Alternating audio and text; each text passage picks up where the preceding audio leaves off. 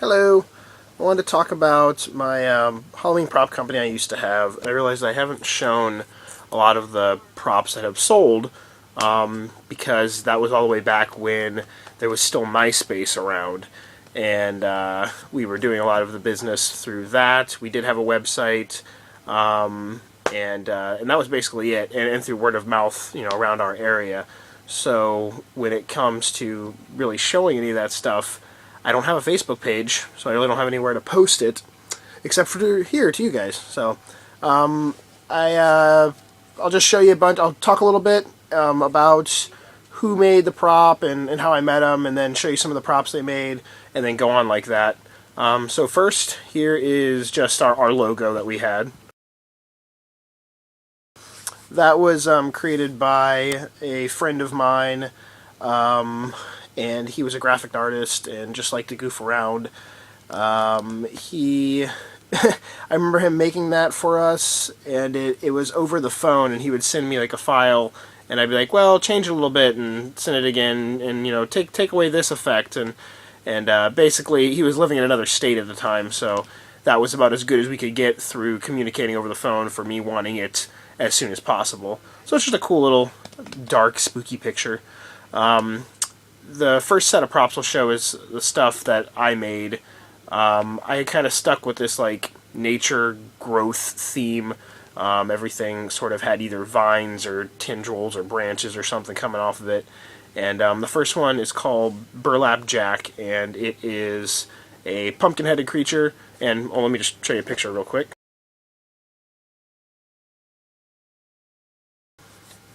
I wanted him to sort of be like a bag of vines that just happen to have a pumpkin grow out of it. And he has one, you can tell in the picture, he has one pod-like grabbing arm. He and pretty much all the props I had explained in a long time ago in a video about my paper mache technique. And basically, real short summed up version, it's like packing paper, thick paper, wrapped really tight around either PVC or some type of clothes hanger or wire, and then masking tape wrapped around that, and then sealed and painted over. So all his vines were done like that in a little pod hand. The pumpkin head is just obviously a store-bought, carve-yourself, pumpkin, and I added a little vine on top of his head. The next pictures are of a prop that I wish I never had sold. Oh yeah, Burlap Jack had sold, and then this next one was sold also. I called it Grass Blades. You'll be able to tell when you see right now why I called it that.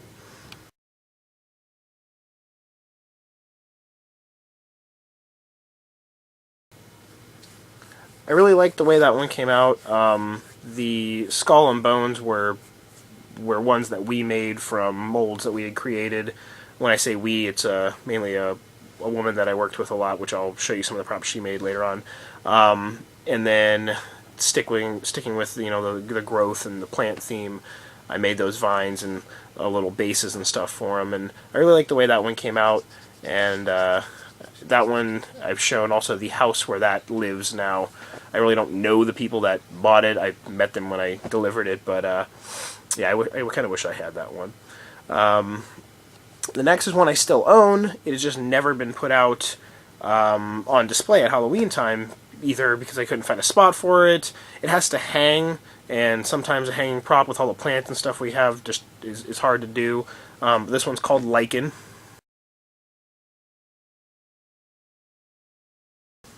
You see him hanging around a lot in the background when I'm over at my parents' house because I don't currently have a place to hang him. I used his old spot where he used to hang and put some new stuff there, so don't know where I'm going to stick him, but not much to really say about him. He's a gourd head, like a fake squash head at fall time, and some fake moss, and cloth, and some fake tree arms, so not really much to him.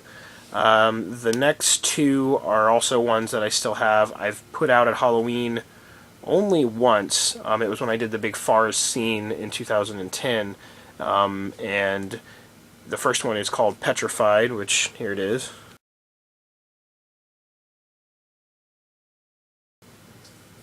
that one took me quite a bit of time, mainly because I wanted to get like the coloring right. I know it just seems like a bunch of gray and whites and stuff, but it just I really wanted to give it a really sort of cold like tone. The idea was that like pumpkin-headed guy was growing up out of the ground and then sort of died, and that's why he has the branch growing through his eye and his arms are sort of withered up like that. It sort of reminds me of if you're a comic book or weird fan of or not Disney, Nickelodeon cartoons.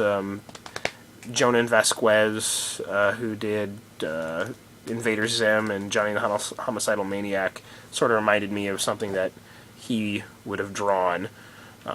So maybe a little inspiration came from that when I made that one. The next one is Skull Stalks, which very simple. I just put some of the skull molds we had on the ends of these sort of like tubular, because they were wiring, but at the top I made like a chicken wire cage that sort of came into a tube shape that I attached the skulls to. So here's those.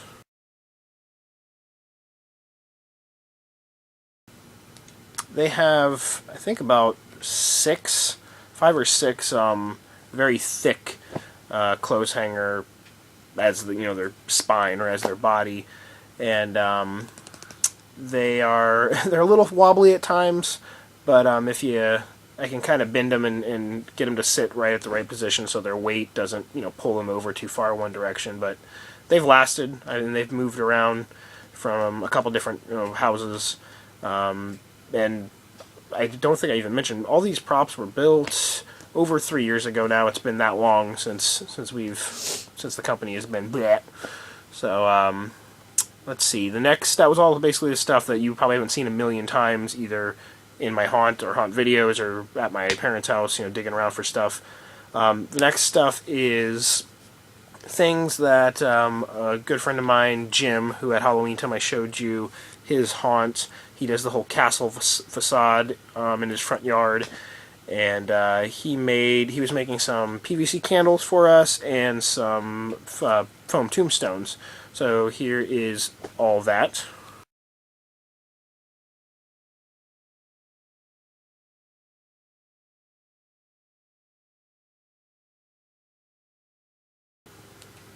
I really liked the candles he did because instead of just using like a tray or a simple like normal candle holder, he sort of built those candle holders out of pieces of just random stuff like little cups and little paper plates that he added little like plastic PVC rings to. So he fully made like the whole aspect of them. So I really liked those, and the tombstones are really cool too. We sold a handful of the candles and a handful of the tombstones, and I have 2 of the tombstones left that we made that I use every year, and they're the 2 nicest looking ones that I have that are next to all my store-bought ones. Jim, like I said, he lives really close by. I go over there and see him every year. We talk maybe once or twice throughout the year, and he was the supplier for all of my rebar for that big rebar forest with all the barbed wire wrapped around it. Next is a bunch of stuff that my main partner that I had in building, her name was Janet. She had, when I first met her, I found her online, and she had built on the side of her house an entire wall of these plaster skulls, and then worked in like some fake plant matter and just made this entire basically rock wall with skulls on the side of her house. I thought it was awesome. And she lived in downtown St. Pete, which is a 10-minute drive from here. And basically, I'll just show you. She made first some fake brain pieces, and Jim, sorry, Yard Hunter 5. Just recently, Steve had said that he was making the brain molds, the latex, and it reminded me of that. So here's a few pictures of those.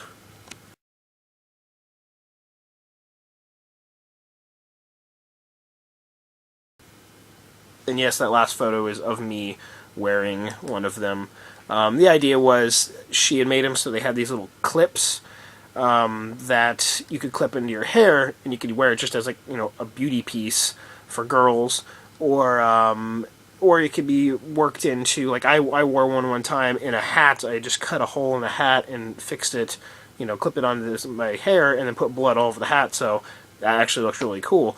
And they're made out of these little sheets of plaster, like really thin, total pliable sheets, and they're just, you layer them on and on. And she had adhered them, affixed them to this, like, little flexible grid that she put the clips on, and they I don't have either of those. I think all those sold. There was two different sizes, some large ones and some small ones. But the main stuff that she built was plaster skulls and different forms and shapes, and basically we could cut them down to just the faces or a full skull. And we made I kind of came up with the design of this really interesting stalactite made of skulls, and you could put a light in it and put vines on it. And the first picture that's going to come up is of it with vines and a red light in it, and the second one is it just, bare with a white light bulb. So, yeah.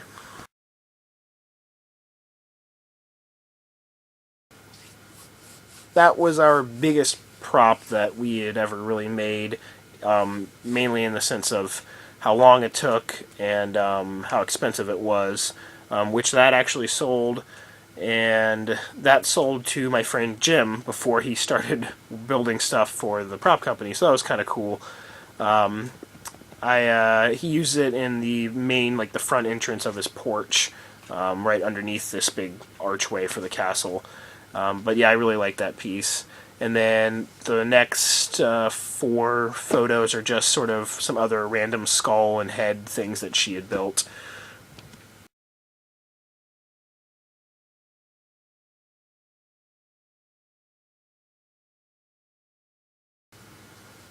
Unfortunately, one of the main downfalls of the company was she had started to feel really sick and ended up getting diagnosed with a few pretty life-changing illnesses, which she could barely use her hands anymore, and she didn't, couldn't even leave her house most of the time. So having, like, me and her were the two main people building props, the sort of the main funder for a lot of stuff was a older woman who, for the first few months, was really into it, and then it just seemed like she sort of, disappeared. So I took over the reins of not only trying to promote it, but fund a lot of it, sell the items, and be like, creative mind behind a lot of the pieces. So when Janet, when she was no longer able to even do anything for her with her illness, it made it really hard to continue on trying to take over everything. So the next few props, or the 2 sellers and the props that I'm going to show, were some of the people we got on right towards the end as sellers. Basically, the company worked in the sense that I'd contact a artist or someone that I knew made Halloween props, either from finding them on YouTube or MySpace or somewhere, and if they were interested, they could create a prop. I would put it up on our site or MySpace page and for sale, and then if it sold, we would work out details from there. Basically, there would be a set price, and then the company would get a small percentage cut for communicating with the buyer, for listing it, on the page. And then the seller could either keep the item at their house if they wanted to. They didn't have to ship us, the items if they lived out of state. The farthest person we had away was in Atlanta, Georgia, and his real name I won't mention because he's still a functioning artist online, and I don't know if he wants to give out much detail, but his artist name was King Unicorn, and he was going to build these latex zombie props, and he's a fantastic sculptor, and it kind of sucked because the zombie props that he was making never came to fruition. Man, my tongue's a little tied up, but Katie's trying to help me with my words tonight. But the here's a quick picture of the zombie bust that he was trying to make. Apparently, when it was going into the mold, it had cracked, and when I guess when he was pouring it, and then when he tried again, it could never get good detail, and it was huge. It was a full-sized human, bust, and you can obviously tell from the detail of the picture. It would have been really, really nice to have had that made, but oh well. And then these few pictures are some heads and skulls that he had made and sent, and they were actually for sale.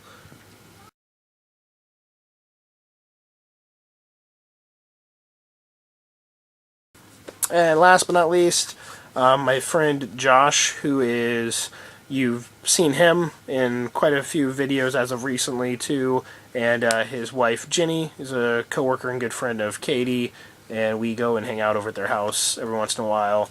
They were in the ghost hunting video from the cemetery from about a month ago or so. He is a artist and is still in school for it. He's about done, but he's very cartoony and makes outlandish drawings and creatures, and I wanted him to just sort of make some, not props really, but just some statues and some more like sit on your desk kind of things. So here's a few of those that he made for us.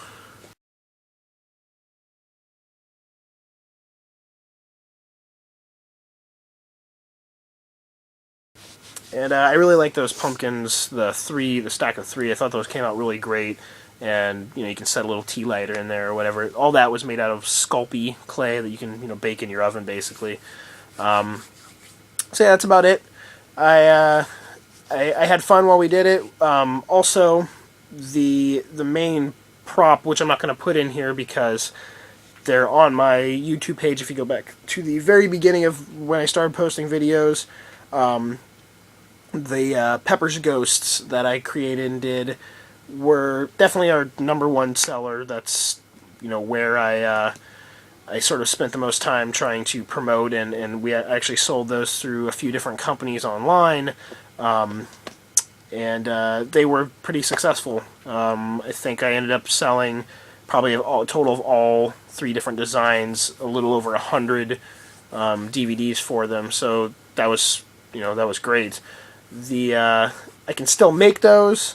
If Sharon, Joy's a gal, she wanted one as a prize that she won a contest of mine, and I sent her one of those, and she used it in her haunt this past Halloween. So those are still able to be, made and produced. I still have the hard files and stuff for them.